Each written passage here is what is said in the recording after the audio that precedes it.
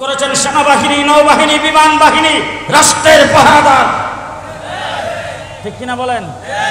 56,000 বর্গ মাইল যখন কমপ্লিট স্বাধীন, সেই স্বাধীন রাষ্ট্রকে অক্ষুণ্ণ রাখার জন্যে অবৈধভাবে কেউ যাতে কোনো কিছু বের করে নিয়ে যাইতে না পারে, অবৈধভাবে কেউ যেন কোনো কিছু ঢুকাইতে না পারে, অবৈধভাবে রাষ্ট্রের উপরে যেন কেউ কোনো আক্রমণ করতে না পারে, এই জন্যে যেমন গণপ্রজাতন্ত্রী বাংলাদেশ সরকার, পুলিশ, বিডিআর, আর্মি, র্যাব এইগুলির নিয়োগ দিয়ে দেশের পাহারাদার নিয়োগ করেছেন আল্লাহ তাবারক ওয়া তাআলা কমপ্লিট দ্বীনের পাহারাদার হিসাবে উলামায়ে কেরামকে নিয়োগ করেছেন। উলামায়ে কেরাম দ্বীন ইসলামের কন্ট্রাক্টর না কি কি পাহারাদার, কি মনে থাকবে তো উলামায়ে কেরাম দ্বীন ইসলামের পাহারাদার। দেশ স্বাধীনের পরে রাজনৈতিকভাবে এই দেশ থেকে যখন ইসলামকে বিদায় করার চক্রান্ত শুরু হয়েছে, খানকাত থেকে হযরত হাফিজ হুজুর বের হয়ে সেই ষড়যন্ত্রের মোকাবেলা করেছেন।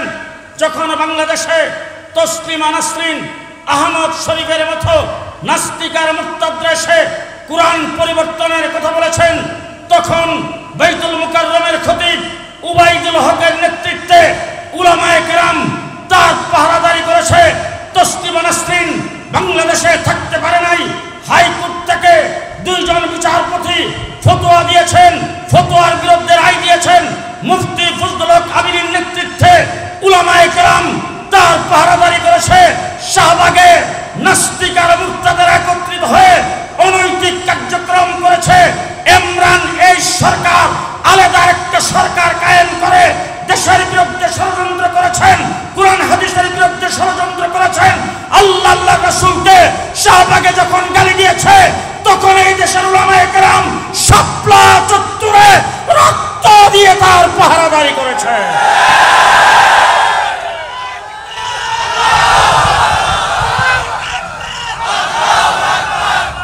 আমরা দ্বীন ইসলামের পাহারাদার,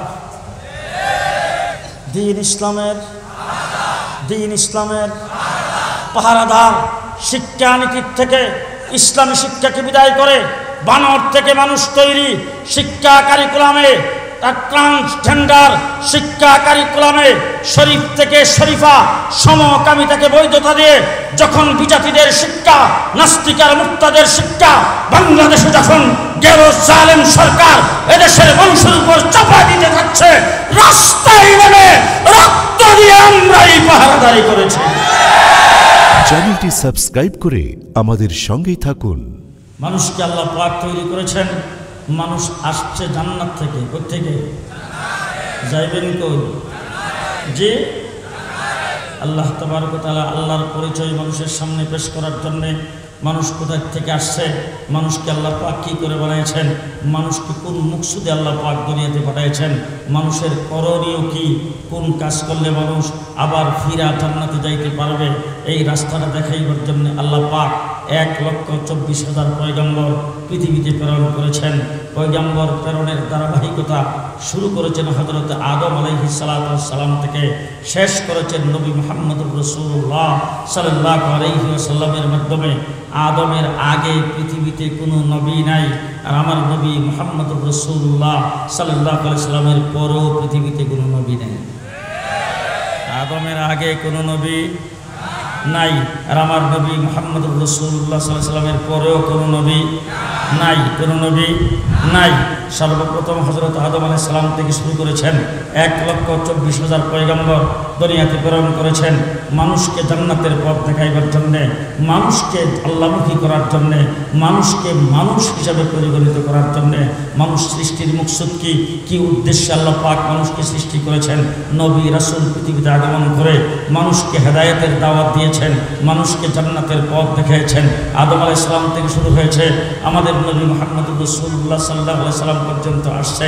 মাসটা রবিউল আউয়ালের মাস। এই মাসে রাসূলুল্লাহ সাল্লাল্লাহু আলাইহি ওয়াসাল্লামের জীবন আদর্শ, তার সিরাত, তার মিলাদ, কত ধরনের আলোচনা কত জায়গায় হয়।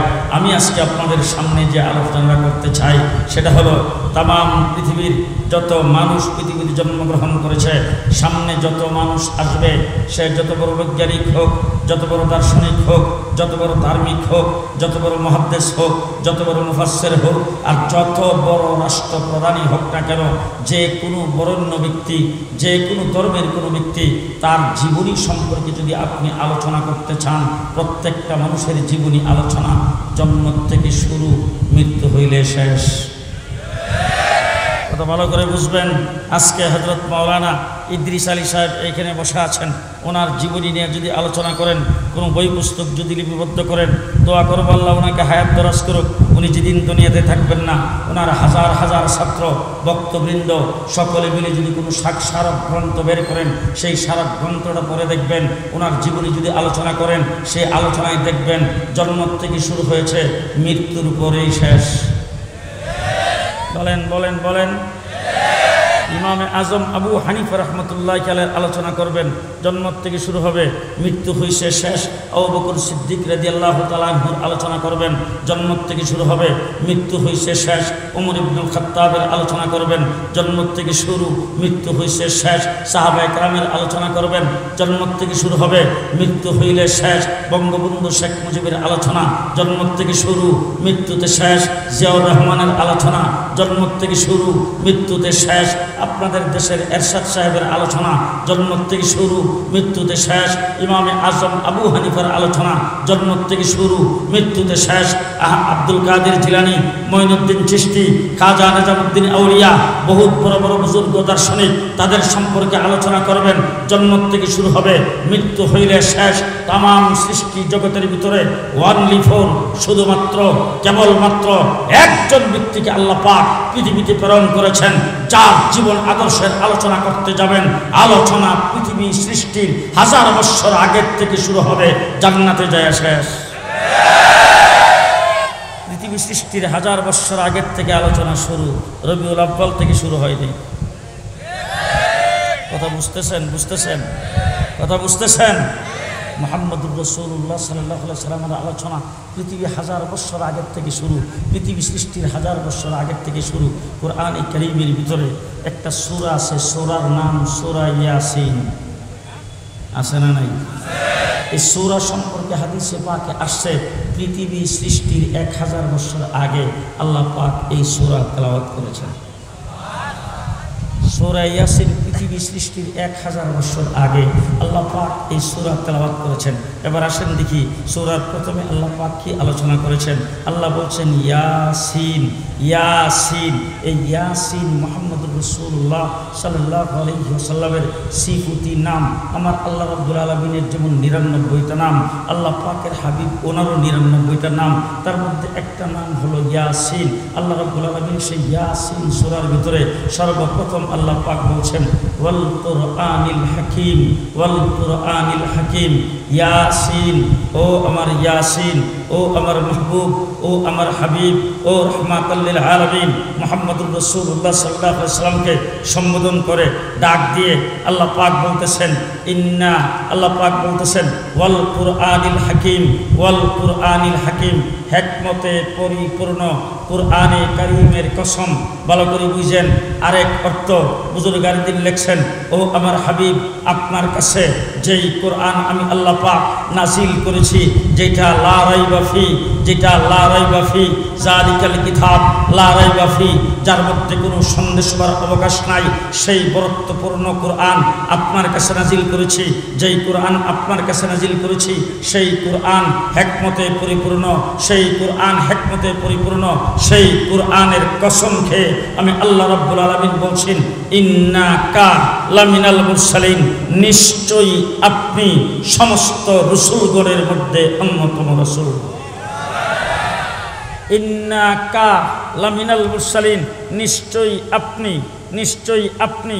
এই আপনি শব্দটা কোন জায়গায় ব্যবহার হয়?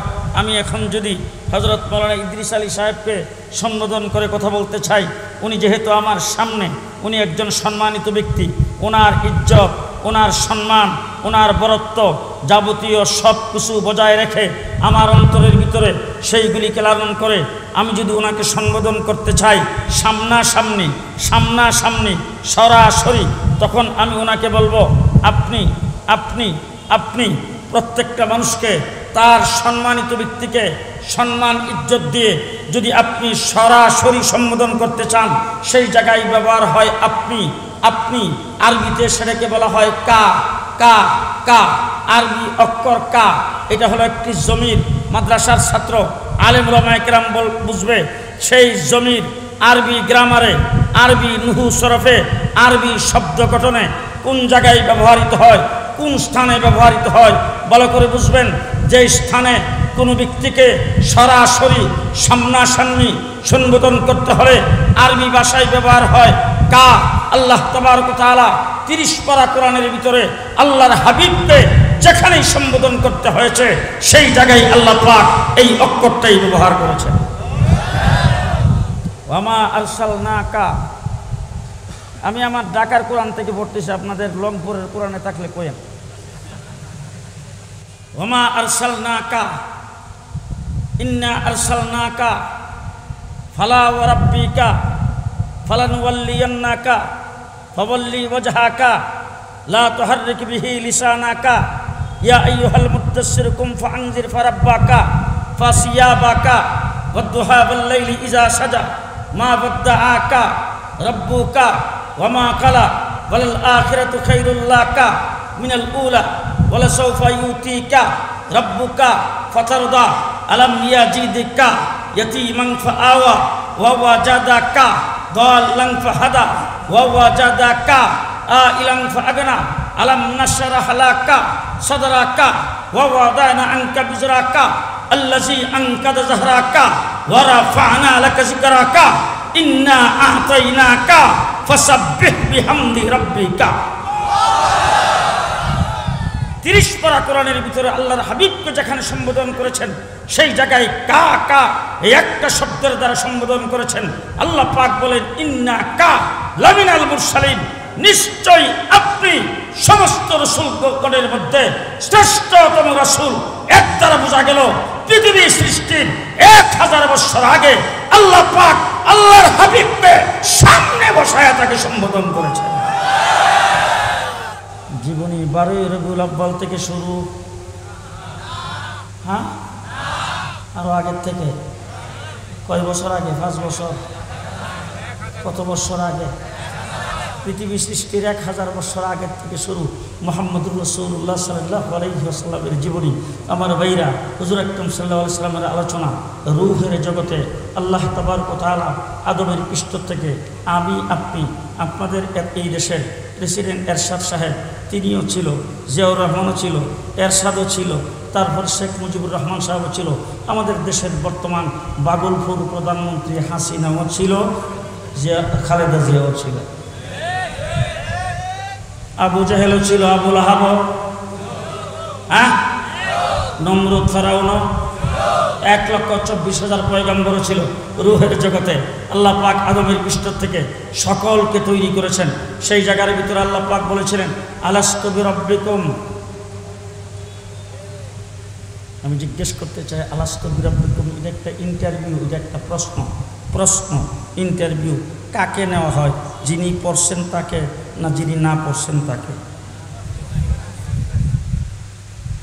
আমাদের মাদ্রাসাগুলোতে যখন ছাত্র ভর্তি হইতে আসে, দাওরা ভর্তি হইতে আসলে আমরা মেশকাত শরীফের ইন্টারভিউ নেই, মেশকাত শরীফে ভর্তি হইতে আসলে জালালাইন শরীফের ইন্টারভিউ নেই।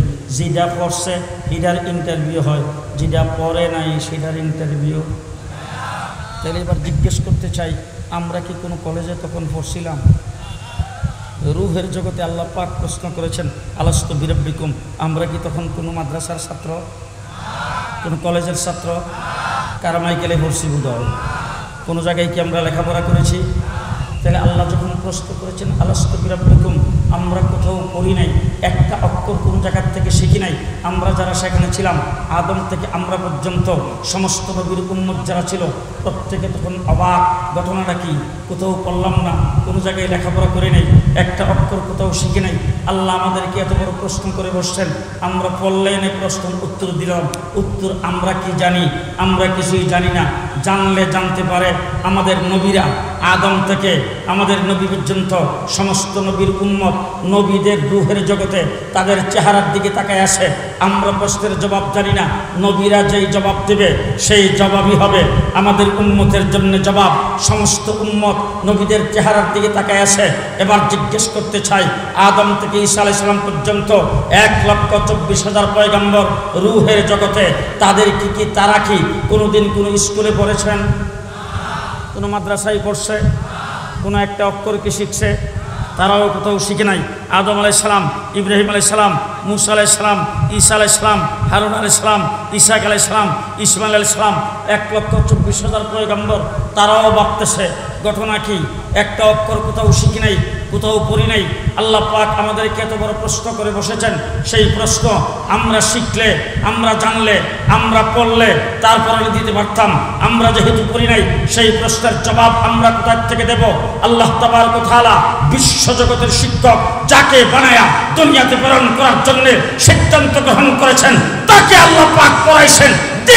যে দেখি শিক্ষক কি বলে, শিক্ষক যে জবাব দিবে সেই জবাবই হবে আমাদের জবাব। শিক্ষককে মুহাম্মাদুর সাল্লাল্লাহু আলাইহি ওয়াসাল্লাম, মুহাম্মদ রাসূলুল্লাহ সাল্লাল্লাহু আলাইহি ওয়াসাল্লাম নিজে বলেছেন, ইন্নামা বুইস্তু মুআল্লিমা, আল্লাহ পাক আমাকে বিশ্বজগতের মুআল্লিম বানায় পৃথিবীতে পাঠাইছে। মুহাম্মদুর রাসূলুল্লাহ সাল্লাল্লাহু আলাইহি ওয়াসাল্লাম, মুহাম্মদুর রাসূলুল্লাহ সাল্লাল্লাহু আলাইহি ওয়াসাল্লামের চেহারার দিকে আদম থেকে ঈসা পর্যন্ত সমস্ত নবীরা তাকায় আছে। উনি বিশ্বজগতের শিক্ষক, উনি হলেন মুআল্লিম, তাকে আল্লাহ পাক পড়াইছেন। তিনি যে জবাব দিবেন সেটাই হবে আমাদের জবাব।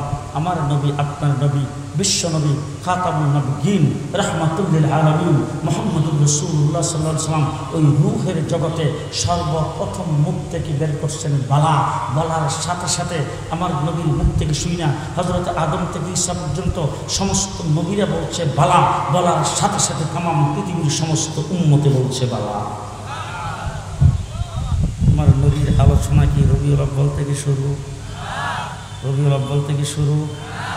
এবার আসেন 3 নম্বর, আল্লাহ তাবারক ওয়া তাআলা একটা সেমিনার আহ্বান করেছেন। সেমিনার আর জনসভার মধ্যে বেশ কম আছে না নাই? জি, ঢাকাতে জনসভা হবে, আপনাদের রাজপথে, আপনাদের এখানকার রংপুরে শহরের মধ্যে মিছিল হয়, চলো চলো ঢাকা চলো।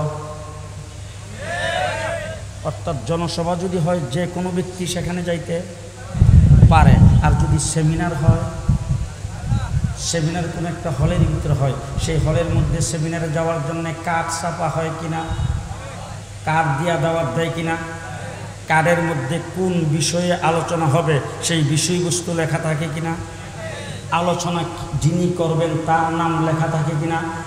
তাহলে এবার আসলে রূহের জগতে আল্লাহ পাক একটি সেমিনার সাজাইছেন। সেমিনারে আল্লাহ তাবারক ওয়া তাআলা কার্ড দিয়ে দাওয়াত দিয়েছেন সমস্ত নবীদেরকে। কাকে দাওয়াত দিয়েছেন? কাকে দাওয়াত দিয়েছেন? সমস্ত নবীদেরকে। 1,24,000 পয়গম্বর ওই সেমিনারের শ্রোতা। আলোচনার বিষয়বস্তু নবী মুহাম্মদুর রাসূলুল্লাহ, আলোচক হলেন একমাত্র আল্লাহ। ভালো করে বুঝেন, সেমিনারের শ্রোতা 1,24,000 নবী, সেমিনারের আলোচক স্বয়ং আল্লাহ। আলোচনার বিষয়বস্তু মুহাম্মাদুর রাসূলুল্লাহ। ওয়াইজ আখাযাল্লাহু মিসাকান নাবিয়্যিন, আল্লাহ পাক রূহের জগতে সেমিনার সাজায়া সেখানে আল্লাহ হলেন আলোচক, শ্রোতা হলেন সমস্ত নবী। সেই আলোচনার বিষয়বস্তু মুহাম্মাদুর রাসূলুল্লাহ। সেই জায়গায় আল্লাহ পাক নবীদের সামনে আলোচনা করেছেন, লামা আতাইতুকুম মিন কিতাবি ওয়া হিকমা। উলামায়ে কেরাম এখানে বসে আছে। আল্লাহ বলছেন, লামা আতাইতুকুম মিন কিতাবি ওয়া হিকমা। হে আদম, হে ঈসা, 1,24,000 পয়গম্বর, আল্লাহ ডাক দিয়া বলেন, তোমাদেরকে দুনিয়াতে প্রেরণ করা হবে, তোমরা দুনিয়াতে নবী হিসাবে যাইবা। যাওয়ার পরে ভালো করে জেনে রাখো, মিন কিতাবি ওয়া হিকমা, মিন কিতাবি ওয়া হিকমা আতাইতুকুম, তোমাদেরকে দেওয়া হবে, তোমাদের কাছে পাঠানো হবে, তোমাদের কাছে পৌঁছানো হবে। মিন কিতাবি ওয়া হিকমা, কিতাব থেকে কিছু, হিকমত থেকে কিছু। ভালো করে বুঝেন, মিন মিন মিন উলামায়ে কেরাম এখানে আসে মিন মিনে তাবিজি এই জায়গার ভিতরে আল্লাহ পাক বুঝাইতে চাচ্ছেন কিতাব কিতাব হিকমত কিতাব থেকে হিকমত থেকে কিছু কিছু কিছু কিছু আদম থেকে শুরু করে ঈসা পর্যন্ত সমস্ত নবীকে কিছু কিছু করে দেওয়া হবে। এরপরে সুম্মা জাআকুম রাসূল তোমাদের সকলের পরে আমার রাসূল যিনি তিনি দুনিয়াতে প্রেরিত হবে। তিনি যখন দুনিয়াতে যাবে তখন কি হবে ভালো করে বুঝেন। তখন কি হবে? হযরত নূহ আলাইহিস সালামের নাম শুনছেন? নাম শুনছেন? নূহ আলাইহিস সালাম নবুয়তির বয়স কত ছিল কইতে পারে কেউ? ৯৫০ বছর। কয় বছর? আসতে তো কয় বছর? ৯৫০ বছর। আর আমার নবীর নবুয়তির বয়স কত? মাত্র ২৩ বছর। নূহ আলাইহিস সালামের নবুয়তির বয়স ৯৫০ বছর। ৯৫০ বছরে রাত্র দিন ২৪ ঘন্টা দাওয়াত দেওয়ার পরে উম্মতের সংখ্যা মাত্র ৮০ জন। কয়জন? কয়জন? আর আমার নবীর নবুয়তির বয়স ২৩ বছর। ১৩ বছর মক্কায়। মক্কা শরীফের ইতিহাস হলো নির্যাতনের ইতিহাস। মক্কা শরীফের রাসূল তাইফের জমিনে বৃষ্টির মতো পাথরের আঘাত খেয়েছেন। মক্কা শরীফের রাসূল সাল্লাল্লাহু আলাইহি ওয়াসাল্লাম সোয়াবে আবি তালেবের ভিতরে ৪ বছর বন্দিশালায় ছিলেন। গাছের পাতা খাইয়া জীবনযাপন করেছেন। মক্কা শরীফের রাসূল সাল্লাল্লাহু আলাইহি ওয়াসাল্লাম হারাম শরীফের ভিতরে সেজদায় গিয়েছিলেন। সেখানে রাসূলের গাড়ির উপরে পিঠের উপরে উটের নাড়ি বুড়ি এনে রেখে দেওয়া হয়েছে। হুজুর আকরাম সাল্লাল্লাহু আলাইহি ওয়াসাল্লামের গায়ে পাথর মারত। হুজুরের রাস্তার মধ্যে কাঁটা বিছাইত। মক্কা শরীফে ১৩টা বছর পর্যন্ত নির্যাতিত হয়ে রাসূল সাল্লাল্লাহু আলাইহি ওয়াসাল্লাম থাকতে পারলেন না মাতৃভূমিতে। হিজরত করে চলে গেলেন মদিনায়। সেখানে যাওয়ার পরে ১ বছর পরেই আবু জেহেল মদিনায় আক্রমণ করার জন্য গিয়েছেন। ১,০০০-এর সৈন্যবাহিনী নিয়ে মুহাম্মদুর রাসূলুল্লাহ সাল্লাল্লাহু আলাইহি ওয়াসাল্লাম মোকাবেলা করার জন্য এসেছেন। আমার রাসূলের উম্মতের সংখ্যা বদরের যুদ্ধের সৈন্য সংখ্যা ৩১৩। কত? কত? প্রথম বৎসরে ৩১৩। দ্বিতীয় বৎসর উহুদের যুদ্ধে রাসূল সাল্লাল্লাহু আলাইহি ওয়াসাল্লাম অংশগ্রহণ করেছেন। সেখানে মুসলমানের সংখ্যা ৭৫০। হিসাব করেন কত? ৭৫০। ষষ্ঠ হিজরিতে ৬ বৎসরের মাথায় মুহাম্মদুর রাসূলুল্লাহ সাল্লাল্লাহু আলাইহি ওয়াসাল্লাম উমরা করার জন্য যাইতেছিলেন। হুদায়বিয়া নামক জায়গায় রাসূলকে বাধা দেওয়া হয়েছে। মক্কাতে প্রবেশ করতে দেয় নাই। সেখান থেকে রাসূল সুলেহ করে তারপরে উমরা না করে রাসূল ফেরত এসেছেন। ওই সুলেহ হুদায়বিয়া সেখানে সাহাবীর সংখ্যা ১৪০০। কত? ১৪। সপ্তম হিজরিতে খাইবর বিজয় হয়েছে। অষ্টম হিজরিতে মক্কা নগরীতে মুহাম্মদুর রাসূলুল্লাহ সাল্লাল্লাহু আলাইহি ওয়াসাল্লাম বিজয়ের বেশে প্রবেশ করেছেন। সেখানে মুসলমানের সংখ্যা ১০,০০০। কয় হাজার? কয় হাজার? অষ্টম হিজরিতে ১০,০০০। তার ২ বছর পরে রাসূল আরাফার ময়দানে যায় হাজির হয়েছেন। সেখানে মুসলমানের সংখ্যা ১.৫ লাখ। এত জোরে সুবহানাল্লাহ বলে রাত্রিবেলা মানুষের শুনবে। সংখ্যা কত? সংখ্যা কত? ১.৫ লাখ। আল্লাহ পাকের প্রতিনিধি নবী। ভালো করে বুঝেন, চিন্তা ভাবনা করে ভালো করে দিলের কানে না শুনলে বুঝবেন না। আল্লাহ পাক মানুষের হেদায়েতের জন্য দুনিয়াতে নবী প্রেরণ করেছেন। নবী হইল আল্লাহর প্রতিনিধি। আল্লাহ হলেন রাব্বুল আলামিন। রাব্বুল আলামিনের প্রতিনিধি নবী দুনিয়াতে আল্লাহ প্রেরণ করেছেন ১.৫ লাখ। কয় লাখ? কয় লাখ? কার প্রতিনিধি? আল্লাহর প্রতিনিধি নবী রাসূল দুনিয়াতে আল্লাহ প্রেরণ করেছেন কয় লাখ? ১.৫ লাখ। এবার আরাফার ময়দানে রাসূল হাজির হয়েছেন। সেই জায়গার ভিতরে আল্লাহ পাক কোরআনের আয়াত নাজিল করেছেন, আল ইয়াউমা আকমালতু লাকুম দীনাকুম। আল্লাহ আয়াত নাজিল করে বুঝাইতে চাইছেন, ও আমার হাবিব, আপনাকে দুনিয়াতে প্রেরণ করেছি দিনকে কমপ্লিট করার জন্যে। আজকে দিন কমপ্লিটের ঘোষণা দিয়েছি এমন একটি মুহূর্তে যেখানে আমি রাব্বুল আলামিন আমার প্রতিনিধি নবী রাসূলের সংখ্যা পৃথিবীতে প্রেরণ করেছি 1.25 লাখ, আর আপনি হলেন বিশ্বনবী আখিরি নবী, আপনার প্রতিনিধি হলেন সাহাবী, আপনার সাহাবীর সংখ্যাও 1.25 লাখ। আল্লাহর প্রতিনিধি নবীর সংখ্যা 1.25 লাখ, রাসূলের প্রতিনিধি সাহাবীর সংখ্যা 1.25 লাখ।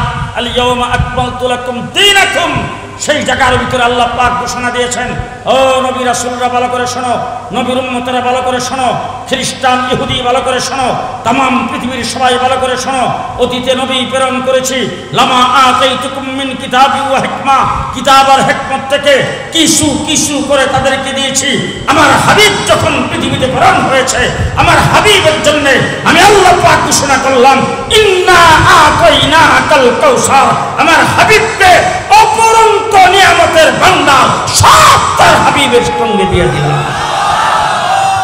আল্লাহ বলেন, আল ইয়াউমা আকমালতু লাকুম দীনাকুম, আমি আল্লাহ তাবারক ওয়া তাআলা অতীতের নবীদেরকে কিছু কিছু করে দিয়ে আসছি। আমার হাবিবের পালা যখন আসছে, তখন দিনকে অল কমপ্লিট করে দিলাম। দিন অল কমপ্লিট,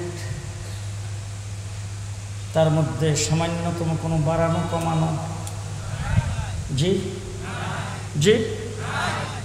ফজরের নামাজের ফরজ কয় রাকাত?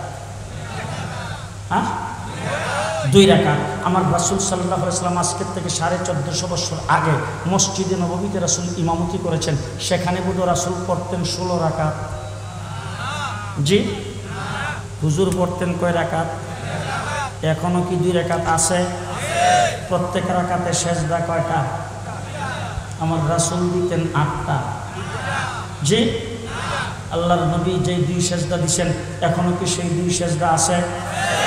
আমরা সেজদার ভিতরে যাই পড়ি সুবহান রাব্বিয়াল আলা, আমার রাসূল বোধহয় সূরা ইয়াসিন পড়তো জি। সুবহান রাব্বিয়াল আলা এখনো আছে? এবার আসেন দৃষ্টান্ত স্বরূপ বলতে চাই, দিন কমপ্লিট, এর থেকে কাট সাট করে দিন থেকে কিছু বের করা যাবে? যাবে। দিন কমপ্লিট, এর মধ্যে কাটসাট করে দিনের ভিতরে কিছু ঢুকানো যাবে? বিদায় হচ্ছে 1.25 লক্ষ সাহাবায়ে কেরামের সামনে আল্লাহ পাক ঘোষণা করেছেন, আল ইয়াউমা আকমালতু লাকুম দীনাকুম, দিন আজকে কমপ্লিট করে দিলাম। যেই দিন কমপ্লিট করেছি, সেই দিন কিয়ামত পর্যন্ত থাকবে।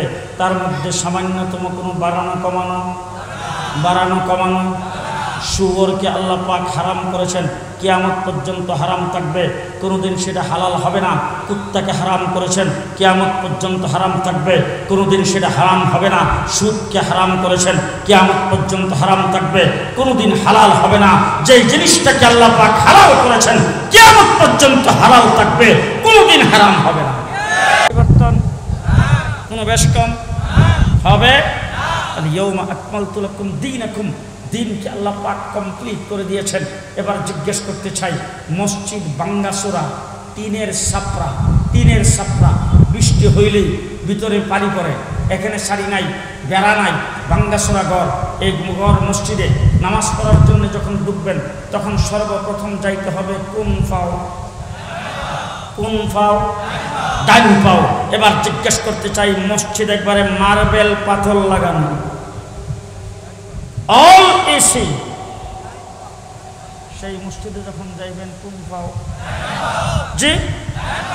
বাঙ্গাগড় মসজিদ বাঙ্গাগড় যদি হয়, সেখানে যাইতে যেমন ডাইন পাও। মসজিদ এসি হয়ে গেছে, টাইলস লাগানো হয়ে গেছে, সেখানেও ডাইন পাও। সুতরাং মসজিদের ইমারতের পরিবর্তন হয়েছে, নবীর সুন্নতের কোনো পরিবর্তন হয়েছে? দৃষ্টান্ত স্বরূপ অনেক সময় বলে থাকি, ছোটো সময় যখন মক্তবে পড়তাম, তখন মক্তবের কারি সাহেবেরা আমাদেরকে শিক্ষা দিত, টাট্টিতে যাওয়ার সময় সর্বপ্রথম বাম পাও দিয়া যাইতে হয়। কোন জায়গায়? তো টাট্টি চিনেন নাই বোধ হয়? জঙ্গলের ভিতরে কলা পাতার বানানো, পোকামাকড় নাই, দুর্গন্ধ, ওটাতে যাওয়ার সময় সর্বপ্রথম কোন পাও? কিছুদিন পরে টাট্টি হয়েছে টয়লেট। এরপরে হয়ে গেছে ল্যাট্রিন, এরপরে হয়েছে বাথরুম, বর্তমানে ওয়াশরুম। জি, খালের ফারিদ তো আছে নাকি? না ঘরের সঙ্গে অ্যাটাচ, বেডের সাথে অ্যাটাচ, কথা কয় না? জি, 20 বাই 24 ফিট একটা রুম, যেই রুমে আপনি থাকবেন সেই রুমটা ঠিকঠাক করেছেন, মাত্র খরচ হয়েছে 1.5 লক্ষ টাকা। ওয়াশরুমে খরচ হয়েছে 5 লাখ। ঠিক কিনা বলেন? রংপুরের বাজার থেকে টাইলস কিনা নিজের বেডরুমের ভিতরে লাগিয়েছেন। ওয়াশরুমে সিঙ্গাপুরি টাইলস, জীবাণু মুক্ত, সুগন্ধযুক্ত। এবার জিজ্ঞেস করতে চাই, ল্যাট্রিনে যাওয়ার সময়, টাট্টিতে যাওয়ার সময়, টয়লেটে যাওয়ার সময়, বাথরুমে যাওয়ার সময়, ওয়াশরুমে 2 পাও একসাথে, কোন পাও?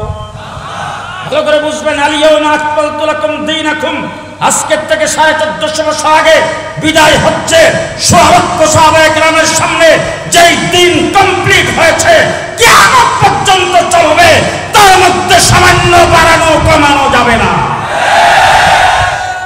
চলছে চলছে চলছে চলছে, কিয়ামত পর্যন্ত চলবে। বাড়ানো কমানো, বাড়ানো কমানো, কাটছাট করা যাবে যাবে না। আল্লাহ পাক এই দিনকে কমপ্লিট করে দিয়েছেন। মুহাম্মদুর রাসূলুল্লাহ সাল্লাল্লাহু আলাইহি ওয়াসাল্লামের দিন কমপ্লিট আমার নবীর মাধ্যমে। আদম আলাইহিস সালাম থেকে শুরু হয়েছে, আমার নবীর মাধ্যমে আল্লাহ পাক দিনকে কমপ্লিট করেছেন। নবীর প্রতিনিধি সাহাবী, আল্লাহ রাব্বুল আলামিনের দিন আল্লাহ পাকের কাছ থেকে আমার নবী নিয়েছেন, নবী নিয়ে সাহাবায়ে কেরামকে দিয়েছেন। কাকে দিয়েছেন? কাকে দিয়েছেন? সাহাবায়ে কেরামকে দিয়েছেন। কেমন করে দিয়েছেন? সাহাবায়ে কেরামকে বিদায় হচ্ছে রাসূল সাল্লাল্লাহু আলাইহি ওয়াসাল্লাম বলছেন, বল্লিগু আন্নী ওয়ালাউ আয়া, সাহাবীরা শোনো, আমার এই কমপ্লিট দিনের একটা আয়াতও যদি তোমাদের কাছে পৌঁছে থাকে, সেটা পরবর্তী মানুষের কাছে পৌঁছে দেওয়ার দায়িত্ব তোমাদের। সাহাবায়ে কেরামের কাছে রাসূল সাল্লাল্লাহু আলাইহি ওয়াসাল্লাম দিন দিয়েছেন, আল্লাহর কাছ থেকে রাসূল নিয়েছেন, রাসূল নিয়ে সাহাবায়ে কেরামকে দিয়েছেন, বল্লিগু আন্নী ওয়ালাউ আয়া, তোমরা দ্বীনের দাওয়াত দিবা, তোমরা দ্বীনের প্রচার করবা। দিন আমি আল্লাহর কাছ থেকে পাইছি, কমপ্লিট দিন তোমাদেরকে দিলাম, তোমরা সেই দ্বীনের প্রচার করবা। সাহাবায়ে কেরাম দ্বীনের প্রচার করতে শুরু করেছেন। এবার সাহাবায়ে কেরাম প্রচার করেছেন মুখস্থ, আল্লাহর নবীকে আল্লাহ পাক দিয়েছেন মুখস্থ, রাসূল মুখস্থ করে সাহাবায়ে কেরামকে দিয়েছেন মুখস্থ, সাহাবীরাও দ্বীন প্রচার শুরু করেছেন মুখস্থ। এখন দেখলেন রংপুর বিভাগ হবে, বাংলাদেশ নামে দেশ হবে, সেখানে কত ধরনের কত কিছু আসবে, কত মতের মানুষ আসবে। এখন যদি দিন মুখস্থ থাকে, তাইলে আন্দু বিভিন্ন জিনিসপত্র বানায়া আল্লাহর নাম দিয়া, রাসূলের নাম দিয়া মুখস্থ মানুষ ছেড়ে দিবে। এই জন্য দিন লিপিবদ্ধ হওয়া দরকার, লিখিত হওয়া দরকার। আল্লাহ তাবারক ওয়া তাআলা সাহাবায়ে কেরামের পরে তাবিঈনদের যুগে ইমামে আজম আবু হানিফা রাহমাতুল্লাহি আলাইহি এবং আইম্মায়ে মুজতাহিদিনকে জন্ম দিয়ে এই দিনকে করেছেন লিখিত। মন রাখতে পারবেন? মন রাখতে পারবেন? দিন আল্লাহর নবী পাইছে কার কাছ থেকে? আল্লাহর কাছ থেকে। আল্লাহ পাক রাসূলকে দিন দিয়া আল্লাহ কমপ্লিট ঘোষণা করেছেন।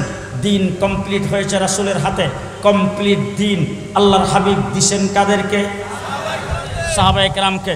সাহাবায়ে কেরাম দ্বীনের প্রচার করেছেন। এখন দিন যখন লিপিবদ্ধ হওয়া দরকার, উজুর ফরজ 4টা, তায়াম্মুমের ফরজ 3টা, গোসলের ফরজ 3টা, নামাজের ওয়াজিব 15টা, এরকমভাবে এক একটা করে লিপিবদ্ধ হওয়া দরকার। নামাজের মাসলা মাসাইল, নামাজের মাসলা মাসাইল, উজুর মাসলা মাসাইল, গোসলের মাসলা মাসাইল, ঘর সংসারের মাসলা মাসাইল, যাবতীয় সব কিছু লিখিত হওয়া দরকার। তখন আল্লাহ তাবারক ওয়া তাআলা সাহাবায়ে কেরামের পরে ইমামে আজম আবু হানিফা রাহমাতুল্লাহি আলাইহিকে জন্ম দিয়েছেন। তাকে জন্ম দিয়ে এই দিনকে লিখিত করার ব্যবস্থা করেছেন ইমামে আজম আবু হানিফা, ওই ব্যক্তি যিনি এই উম্মতের জন্য কুরআন এবং হাদিস থেকে 13 লক্ষ মাসালা বের করে লিখিত করেছেন। ইমামে আজম আবু হানিফা দিনকে লিখিত করেছেন। এবার দিন লিখিত হয়ে গেছে, দিন প্রচারিত হয়ে গেছে, দিন কমপ্লিট হয়ে গেছে। এবার দিনের ভিতরে কোনো কিছু ঢুকানো আসতে যাবে না। দিন থেকে কাটসাট করে কিছু বের করা যাবে না। এখন কিছু যদি বের করতে না যায় আর যদি কিছু ঢুকানো না যায় তাইলে এটার চতুর্দিকে পাহারা দেওয়া লাগবে কিনা? বলেন বলেন বলেন বলেন। বাংলাদেশ স্বাধীন হয়েছে, শেষ কথা শেষ, ভালো করে মনে রেখে বাড়িতে যাইবেন। 56,000 বর্গ মাইলের বাংলাদেশ, মুক্তিযুদ্ধ করে দেশ স্বাধীন হয়েছে। রেডিও টেলিভিশনে ঘোষণা শুনেছি, যারা মুক্তিযুদ্ধ করেছ তাদের হাতে, যার হাতে যেই ধরনের অস্ত্র আছে, গোলাবারুদ আছে, তাড়াতাড়ি সে অস্ত্রগুলি জমা দাও। মুক্তিযোদ্ধারা ফাঁকা গুলি করে, পুটপাট আওয়াজ করে সমস্ত অস্ত্রগুলি মুক্তিযোদ্ধারা জমা দিয়ে ফেলেছেন। দেশ স্বাধীন 9 মাস রক্তক্ষয়ী যুদ্ধের পরে 30 লক্ষ শহীদের বিনিময়ে দেশ স্বাধীন হয়েছে। এখন সেই দেশের ভিতরে যদি পার্শ্ববর্তী রাষ্ট্রের বর্ডার দিয়া অবাধে অবৈধ জিনিসপত্র ঢুকতে থাকে, দেশের ক্ষতি না লাভ?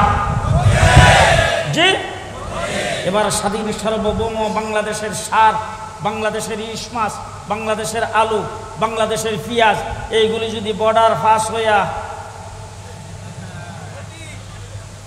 ক্ষতি না লাভ?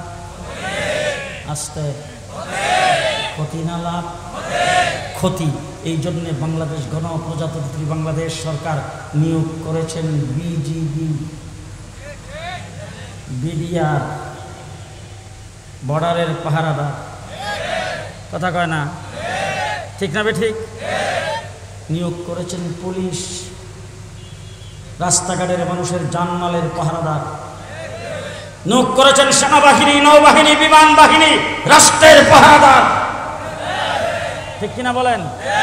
56,000 বর্গ মাইল যখন কমপ্লিট স্বাধীন, সেই স্বাধীন রাষ্ট্রকে অক্ষুণ্ণ রাখার জন্যে অবৈধভাবে কেউ যাতে কোনো কিছু বের করে নিয়ে যাইতে না পারে, অবৈধভাবে কেউ যেন কোনো কিছু ঢুকাইতে না পারে, অবৈধভাবে রাষ্ট্রের উপরে যেন কেউ কোনো আক্রমণ করতে না পারে, এই জন্যে যেমন গণপ্রজাতন্ত্রী বাংলাদেশ সরকার পুলিশ, বিডিআর, আর্মি, র্যাব এইগুলির নিয়োগ দিয়ে দেশের পাহারাদার নিয়োগ করেছেন। আল্লাহ তাবারক ওয়া তাআলা কমপ্লিট দ্বীনের পাহারাদার হিসাবে উলামায়ে কেরামকে নিয়োগ করেছেন। উলামায়ে কেরাম দ্বীন ইসলামের কন্ট্রাক্টর না কি কি পাহারাদার। কি মনে থাকবে তো? উলামায়ে কেরাম দ্বীন ইসলামের পাহারাদার। দেশ স্বাধীনের পরে রাজনৈতিকভাবে এই দেশ থেকে যখন ইসলামকে বিদায় করার চক্রান্ত শুরু হয়েছে, খানকাত থেকে হযরত হাফিজ হুজুর বের হয়ে সেই ষড়যন্ত্রের মোকাবেলা করেছেন। যখন বাংলাদেশে তসলিমা নাসরিন, আহমদ শরীফের মতো নাস্তিক আর মুরতাদরা এসে কুরআন পরিবর্তনের কথা বলেছেন, তখন বাইতুল মুকাররমের খতিব উবাইদুল হকের নেতৃত্বে উলামায়ে কেরাম তার পাহারাদারি করেছে। তসলিমা নাসরিন বাংলাদেশে থাকতে পারে নাই। হাইকোর্ট থেকে 2 জন বিচারপতি ফতোয়া দিয়েছেন, ফতোয়ার বিরুদ্ধে রায় দিয়েছেন। মুফতি ফজলুল হক আমিনীর নেতৃত্বে উলামায়ে কেরাম তার পাহারাদারি করেছে। শাহবাগে নাস্তিক আর মুরতাদরা একত্রিত হয়ে অনৈতিক কার্যক্রম করেছে। ইমরান এই সরকার আলাদা একটা সরকার কায়েম করে দেশের বিরুদ্ধে ষড়যন্ত্র করেছেন, কুরআন হাদিসের বিরুদ্ধে ষড়যন্ত্র করেছেন। আল্লাহ রাসূলকে শাহবাগে যখন গালি দিয়েছে, তখন এই দেশের উলামায়ে কেরাম শাপলা চত্বরে রক্ত দিয়ে তার পাহারাদারি করেছে।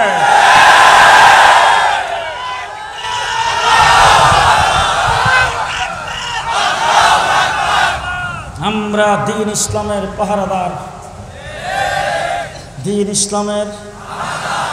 ইসলামের পাহারাদার।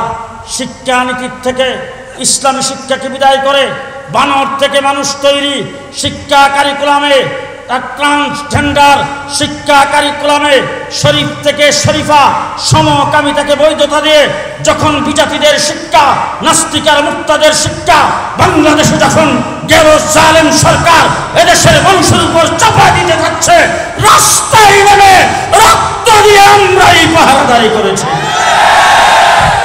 আমরা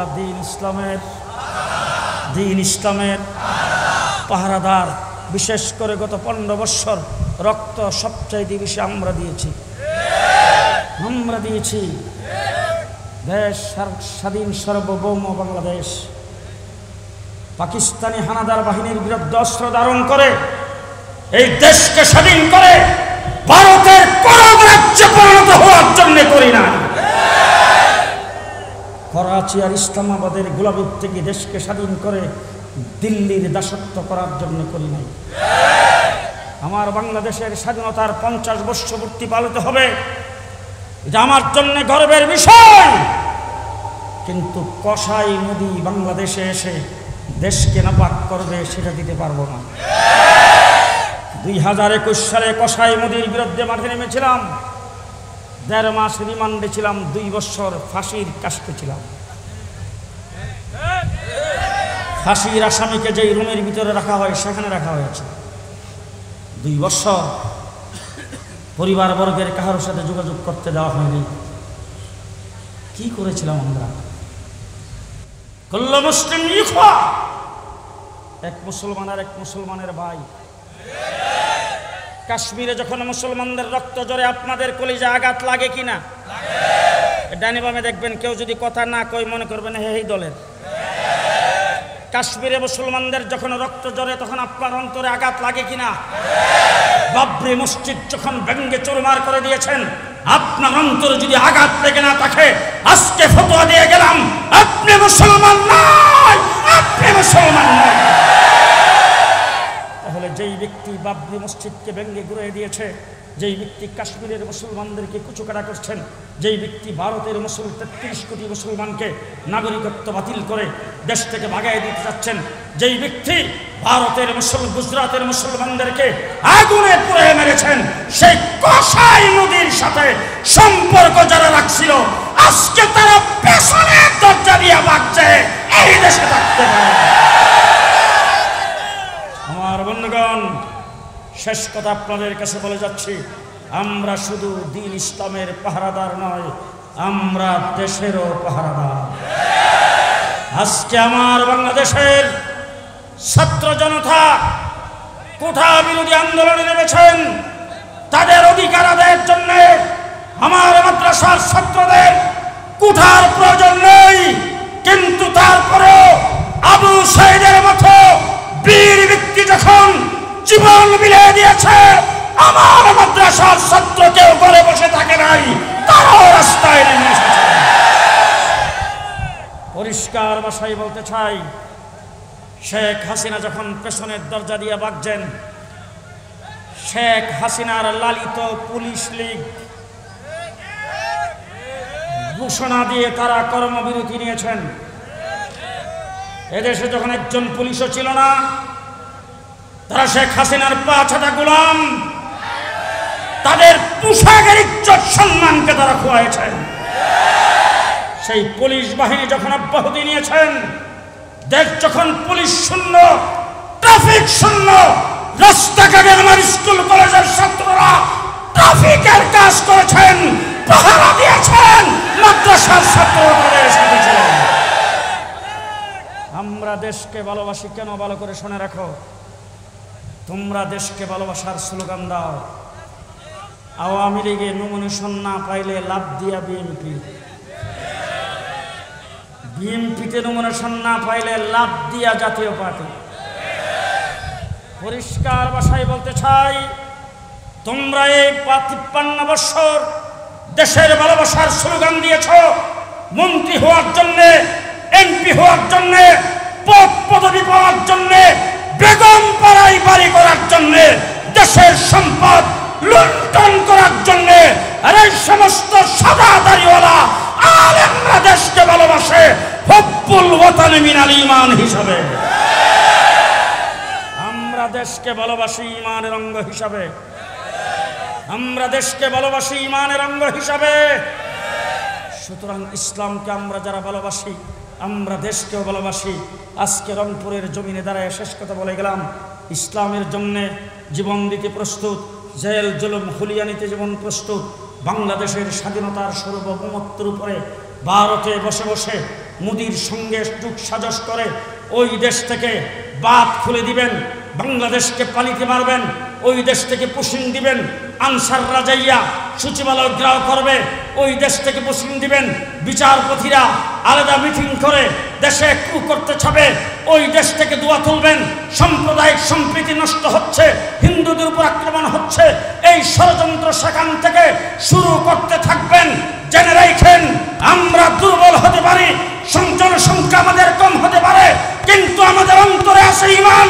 যদি বেশি বাড়াবাড়ি করা হয়, দেশের বিরুদ্ধে যদি ষড়যন্ত্র করা হয়, দাঁত ভাঙা জবাব দেওয়া হবে, দাঁত ভাঙা জবাব দেওয়া হবে।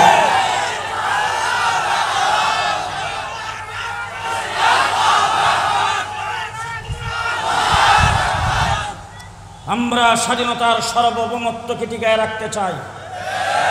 কে কেনা যে হাত উঁচু করে দেখাবেন? আমরা বাংলাদেশে ইসলাম নিয়ে বেঁচে থাকতে চাই, আমরা কোরআন হাদিস নিয়ে বেঁচে থাকতে চাই, আমরা মসজিদ মাদ্রাসা নিয়ে বেঁচে থাকতে চাই। বাংলাদেশে নাস্তিক মুক্তাদের ঠাঁই হবে না। সকলেই প্রস্তুত? সকলেই প্রস্তুত? ধন্যবাদ জানাই রংপুরবাসীকে। আপনার আবু সাইদের দেশের মানুষ বুক টান করে দাঁড়ায় গোটা জাতিকে বাঁচাই দিয়ে গেছেন। পৃথিবীতে যতদিন পর্যন্ত আসমান জমিন থাকবে, আবু সাইদের নাম ততদিন পর্যন্ত থাকবে, জাতি ততদিন পর্যন্ত তাকে স্মরণ করবে।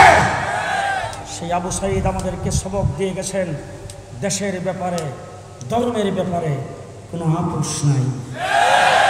আপনারা কি প্রস্তুত? আপনারা প্রস্তুত? সকল ষড়যন্ত্রের মোকাবেলা করব ইনশাআল্লাহ। শেষ কথা আপনাদের সামনে বলে দিয়ে যাচ্ছি, মাঠে ময়দানে ছিলাম, জেলে ছিলাম, রিমান্ডে ছিলাম, আন্দোলন সংগ্রামে ছিলাম। আমার মাদ্রাসার ছাত্র শিক্ষকরা ছিল 84 জন কওমি মাদ্রাসার ছাত্র এই আন্দোলনে জীবন দিয়েছে। তত্ত্বাবধায়ক সরকার, অন্তর্বর্তীকালীন সরকারে আসছে, কিন্তু আজকে শুনি কমিশন গঠন হয়। কিছুদিন আগে শিক্ষা কমিশন গঠন করা হয়েছে। শিক্ষা কমিশনে এমন সদস্য আসে যারা ইসলাম বিদ্বেষী। আজকে রংপুরের জমিনে দাঁড়ায়া, আবু সাইদের জমিনে দাঁড়ায়া পরিষ্কার ভাষায় বলতে চাই, শিক্ষা কমিশনকে ভেঙে দিয়ে আলেম ওলামায়ে কেরামকে শিক্ষা কমিশনের সাথে সম্পৃক্ত করে নতুন শিক্ষা কমিশন গঠন করতে হবে। কে কে রাজি আছেন হাত তুলে দেখান। নাসরুম মিনাল্লাহ ফাতহুন করিব আবাশশিরিল মুমিনিন। হযরত মাওলানা হাফেজ ইদ্রিস আলী সাহেব আপনাদের এই উত্তরবঙ্গের, বিশেষ করে রংপুর বিভাগের মার্কাজি প্রতিষ্ঠান জুমাপাড়া করিমিয়া মাদ্রাসার প্রতিষ্ঠাতা মুহতামিম, হাজার হাজার উলামায়ে কেরামের ছাত্র, উলামায়ে কেরামের উস্তাদ হযরতুল আল্লাম মাওলানা হাফেজ ইদ্রিস আলী সাহেবকে অনুরোধ করব সভাপতি হিসাবে উনি দোয়া করবেন, সবার সমাপ্তি ঘোষণা করবেন।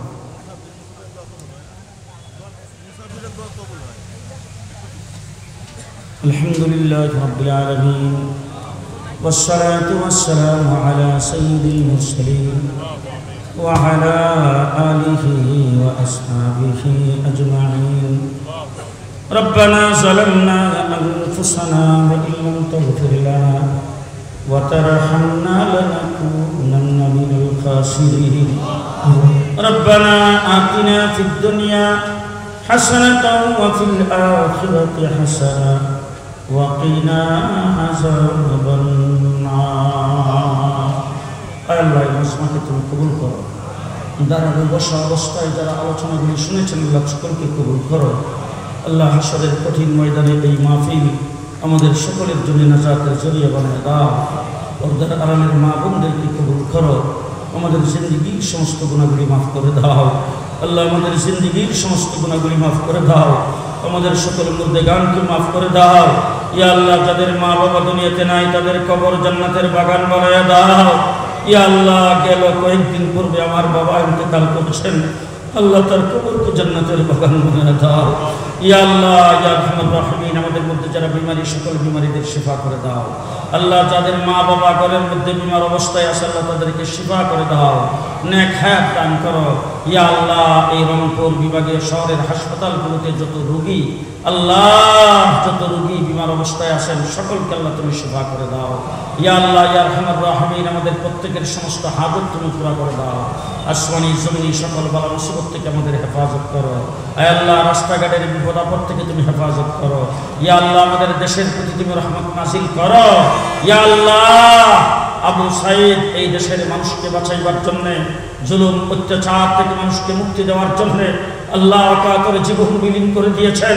আল্লাহ তাকে তুমি শাহাদাতের উচ্চ মর্যাদা দাও। ইয়া আল্লাহ তার সাথে সঙ্গী কওমি মাদ্রাসার ছাত্র সহ আরো যারা যেখানে এই জালেম সরকারের বিরুদ্ধে আন্দোলন করে নিহত হয়েছে সকলকে শাহাদাতের মর্যাদা দাও। ইয়া আল্লাহ এই দেশের প্রতি রহমত নাজিল করো। আল্লাহ দেশকে পুনর্গঠন করার তৌফিক দান করো। আয় আল্লাহ দেশের নাগরিকদেরকে শান্তিতে বসবাস করার তৌফিক দাও। দেশের জান মাল ইজ্জত আবরু তুমি হেফাজত করো। ইয়া আল্লাহ জিনিসপত্রের দাম কমায় দাও। ইয়া আল্লাহ মানুষের অভাব অনটন তুমি দূর করে দাও। আসমানি জমিনি সকল বালা মুসিবত থেকে আমাদের সবাইকে তুমি হেফাজত করো। আজকে এই মাহফিল যে মাদ্রাসা অনুষ্ঠান করেছেন আল্লাহ সেই মাদ্রাসাকে তুমি কবুল আর মঞ্জুর করে নাও। মাদ্রাসার ছাত্রদের কেরাম মুহতামিম ছাত্রদেরকে কবুল করো। আত্রাফের মানুষগুলিকে মাদ্রাসামুখী করে দাও। মাদ্রাসার জরুরিয়াতগুলি গাইবি খাজানা থেকে পুরা করে দাও। এ পর্যন্ত মাদ্রাসায় যারা দান করেছেন, আজকের এই মাহফিলে এসেও যারা দান করেছেন আল্লাহ সকলের দানের খবর শোনার মদিনায় পৌঁছায় দাও। ইয়া আল্লাহ আমার দুই পাশে আল্লাহ যারা এই এলাকার বিশিষ্ট ব্যক্তিজন এবং বিশেষ করে জুমাপাড়া মাদ্রাসার মুহতামিম নায়েব মুহতামিম আল্লাহ দুজন বয়োবৃদ্ধ এই জায়গার মধ্যে বসে যারা হাত উঠেছেন আল্লাহ তাদেরকে তুমি নেক হায়াত দাও। আল্লাহ তাদেরকে সুস্থতার সাথে নেক হায়াত দাও। আল্লাহ তারা যে মিশন নিয়ে সামনের দিকে অগ্রসর হচ্ছে আল্লাহ জায়গা জায়গা মাদ্রাসা প্রতিষ্ঠা করছেন, তাদের ছাত্ররা যায় মাদ্রাসা প্রতিষ্ঠা করছেন আল্লাহ এই সকল মাদ্রাসাগুলিকে কবুল আর মঞ্জুর করে নাও। আল্লাহ মাদ্রাসাগুলিকে তুমি গাইবি সাহায্য করো, মদত করো। ইয়া আল্লাহ মাদ্রাসাগুলিকে দ্বীনের মারকাজ হিসেবে কবুল করো। আল্লাহ আমাদের এই বাংলাদেশের মাটি মানুষকে আল্লাহ তুমি দ্বীনের জন্য কবুল করো। তোমার দেশটাকে তুমি ইসলামের জন্য কবুল করো। ইয়া আল্লাহ দেশের স্বাধীনতার সার্বভৌমত্বকে আল্লাহ তুমি রক্ষা করো। ইয়া আল্লাহ এই দেশে আমরা ইসলাম নিয়ে কোরআন এবং হাদিস নিয়ে আল্লাহ এবং আল্লাহ রাসূলকে স্মরণ করে আল্লাহ প্রকৃতপক্ষে খাঁটি মুসলমান হয়ে খাঁটি ইমানদার হয়ে বসবাস করতে পারি সেই তৌফিক তুমি দান করো। রব্বানা তাকাব্বাল মিন্না ইন্নাকা আনতাস সামিউল আলিম ওয়া তুব আলাইনা ইন্নাকা আনতাত তাওয়াবুর রহিম বিরহমাতিকা ইয়া আরহামার রাহিমিন।